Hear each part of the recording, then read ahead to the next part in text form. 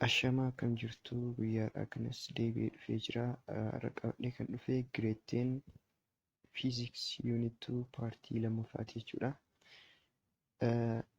Har'a immoo kan wajjin ilaallu Columbus Law when there are more than two charges kan jedhudha jechuudha.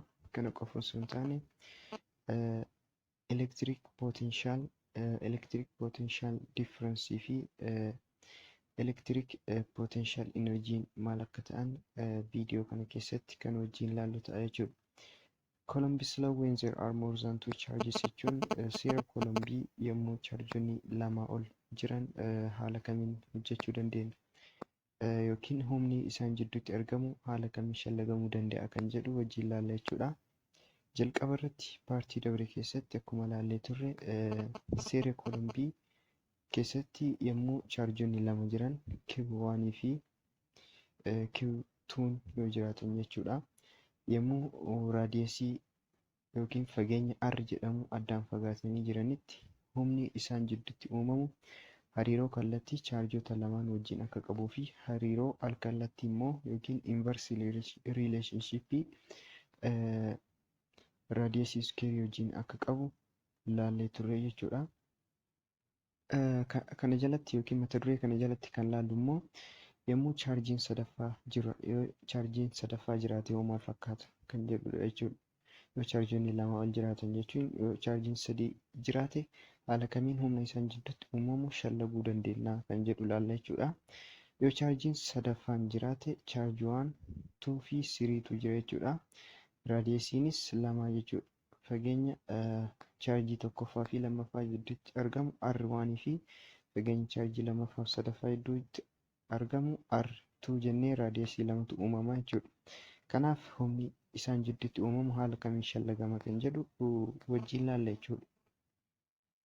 When there are more than two charges exerted a force on other charge, the total force on that charge is the sum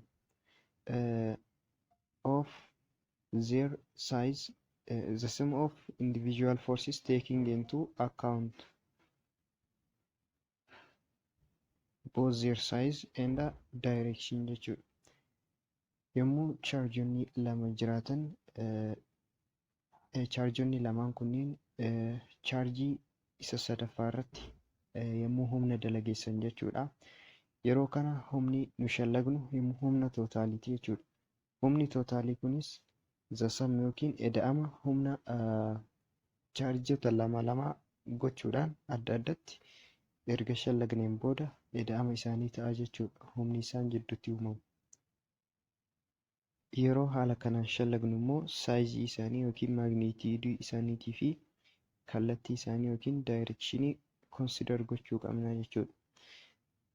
Yommuu haala kanaan chaarjonni sadii chaarjii tokkoffaa, lammaffaa fi sadaffaan haala kanaan wal qabatanii yoo jiraatan humna walirratti dalageessu jechuudha. Chaarjiin jalqabaa kun chaarjii lammaffaa irratti humna dalageessitu jira. Akkasuma chaarjiin sadaffaa kun chaarjii lammaffaa irratti humna inni dalageessitu jira. Humni inni dalageessu immoo akkuma yeroo dabre ilaallee turre saayinii isaanii yookiin mallattoo isaanii irratti hundaa'a jechuudha. Yoo mallattoon isaanii wal fakkaate kan humna wal dhiibu yoo ta'u, yoo mallattoon isaanii garagara ta'e immoo humna wal harkisuu akka walirratti dalageessan paartii dabre keessatti ilaallee turre jechuudha. Kanaaf tootaaliin yookiin humni waliigalaa chaarjii lammaffaa kanarratti dalaga'u jechuudha. Chaarjii kanarratti kan dalaga'u chaarjii tokkoffaatii fi chaarjii lammaffaatiin humni waliigalaa dalaga'u haala kamiin shallagama. Total force equals to force 1 on charge 2 plus force 3 on charge 2 jechuudhaan ida'ama isaanii ta'a jechuudha. Kana jechuun chaarjiin jalqaba chaarjii 1 kun chaarjii 2 irratti humna inni dalageessitu jira.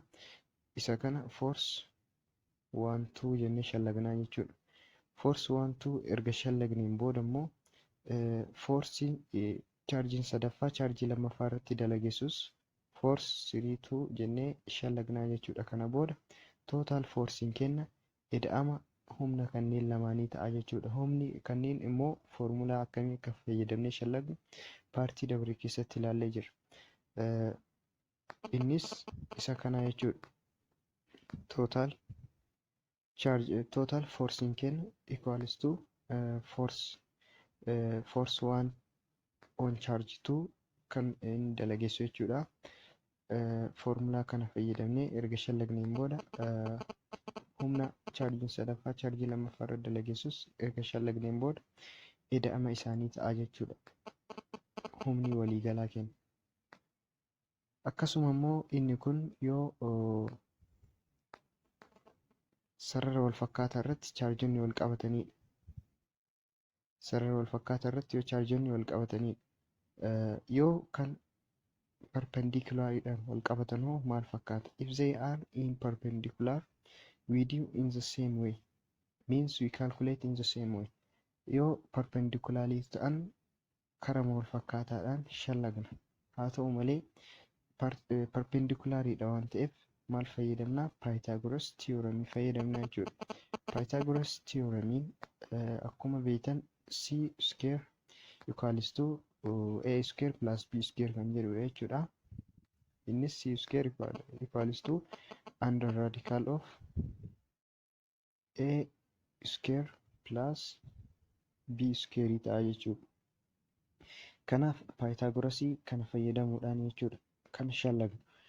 Perpendicularidhaan wal qabatan jechuun haala kamii wal qabatan kan jedhu yoo ilaallu, chaarjiin waaniin haala kanaan yoo jiraate haala kanaan yoo wal qabatedha. Chaarjii 1, chaarjii 2 fi chaarjii 3 haala digirii 90 uumuu danda'aniin perpendicular jechuun yoo digirii 90 uumedha. Haala digirii 90 uumuu danda'uun yoo chaarjonni sadii haala kanaan wal qabate Pythagoras theorem fayyadamneeti kan shallagnu jechuudha. Jalqaba irratti Pythagoras theorem osoo fayyadamin dura haaluma kareefu shallagne sanaan humna kanaa fi humna chaarjii jalqabaatii fi lammaffaa jidduutti uumamu, humna chaarjii sadaffaa fi lammaffaa jidduutti uumamu erga shallagneen booda force 1, 2 fi force 3, 2 erga shallagneen booda ida'ama humna kanneen lamaanii ta'a jechuudha. Ida'ama humna lameen kanneenii ta'a. Total forcing kenna. Akkuma asirraa ilaallu total forcing kenna ida'ama humna kanneen lamaanii uskeerii gochuudhaan akkuma reefu ilaalle c uskeeriin walqixa ta'a akka Pythagoras theoremitti jechuudha. A square plus b square. Kanaaf c square asii balleessuudhaaf kana raadikaala jala galchuu ni dandeenya jechuudha. Kanaaf haala kanaan total forcing kan shallagamu. Total forcing yoo perpendicularidha wal qabate Pythagoras theorem fayyadamuudhaan shallaguun ni danda'ama jechuudha. Inni itti aanu electric potential energy kan jedhudha. Electric potential energy iddo bu'een isaa U dha jechuudha. Enerjiin maal akka ta'e kutaa gadaanarraa barataa dhufne jechuudha. Dandeettii dalagaa tokko dalaguuti. Dalagaa wajjin enerjiin walitti dhufeenya guddaa qaba. Kanaaf electric potential energy jechuun hoo maal jechuudha kan jedhu haa ilaallu.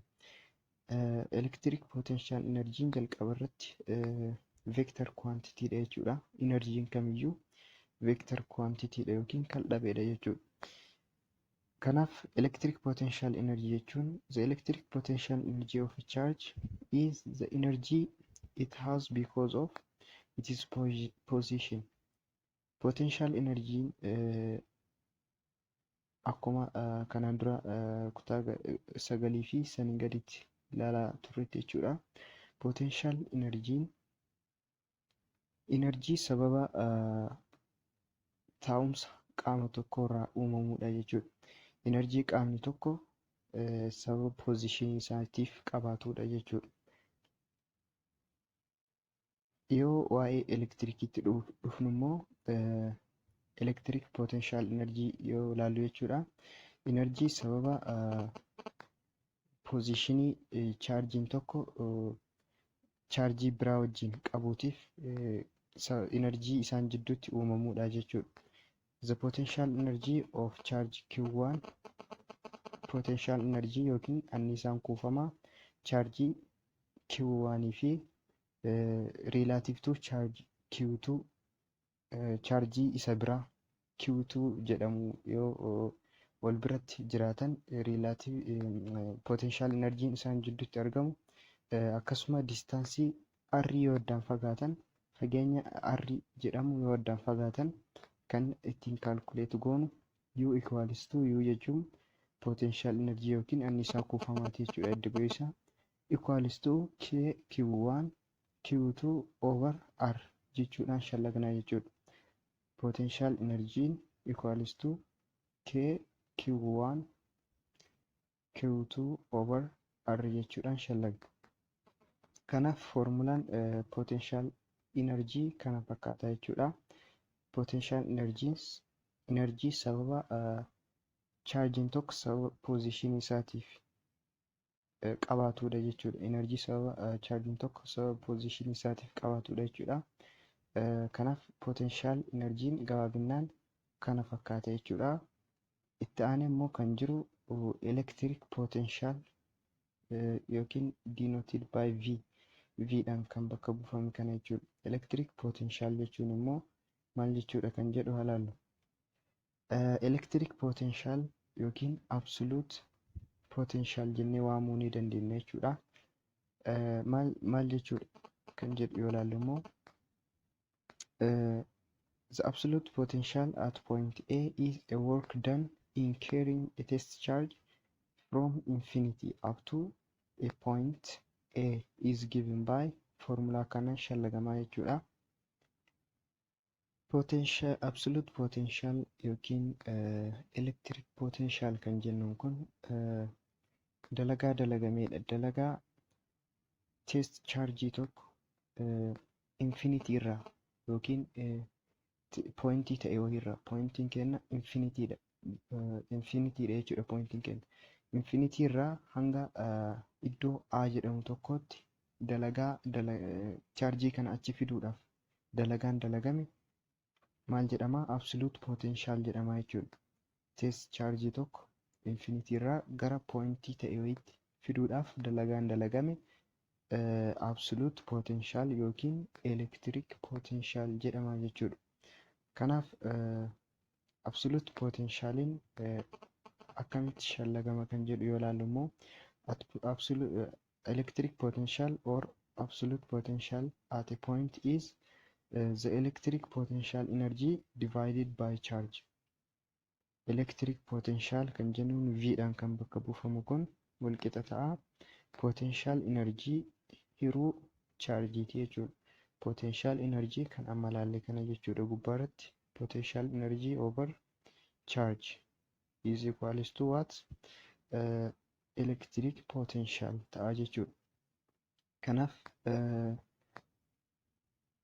potential energy immoo akkuma reefu gubbaarratti ilaalle jechuudha. KQ1 Q2 over R dhaan walqixa jennee jirra jechuudha as biratti. Potential energy keenya KQ1 Q2 over R dhaan walqixa jennee jirra. Kanaaf isa as keessatti bakka buusuu ni dandeenya jechuudha. Electric potential equals to potential energy over charge jennee jirra.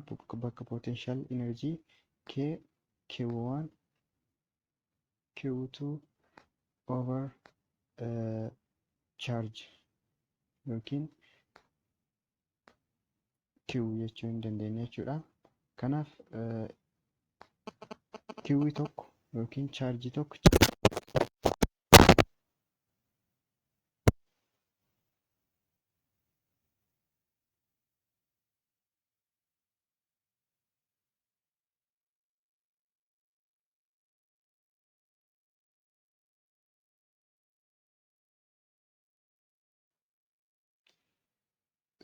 as biratti absolute potential energy kenna KQ1 Q2 over R dha jechuudha formulaan isaa.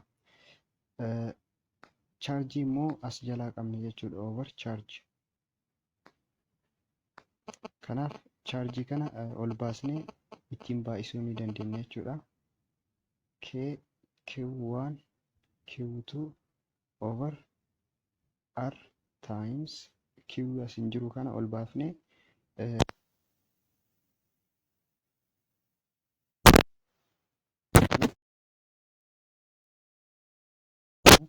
sana booda maaltu nuuf hafa? K Q over R qofatu nuuf hafa jechuudha. Kana jechuun electric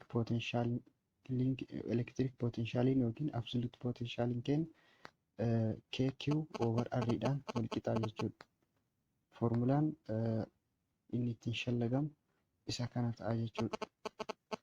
Kan as biratti barreeffame kunis kan dhufe achirraa ta'uun beekuu qabna jechuudha. Inni biraa immoo poointiin bira dabruu hin qabne fi qabachuu qabnu maa inni yuunitiin waltaawaan isaa yookiin SI yuunitiin isaa vooltiidha. Vooltiidhaan safaramaa jechuudha.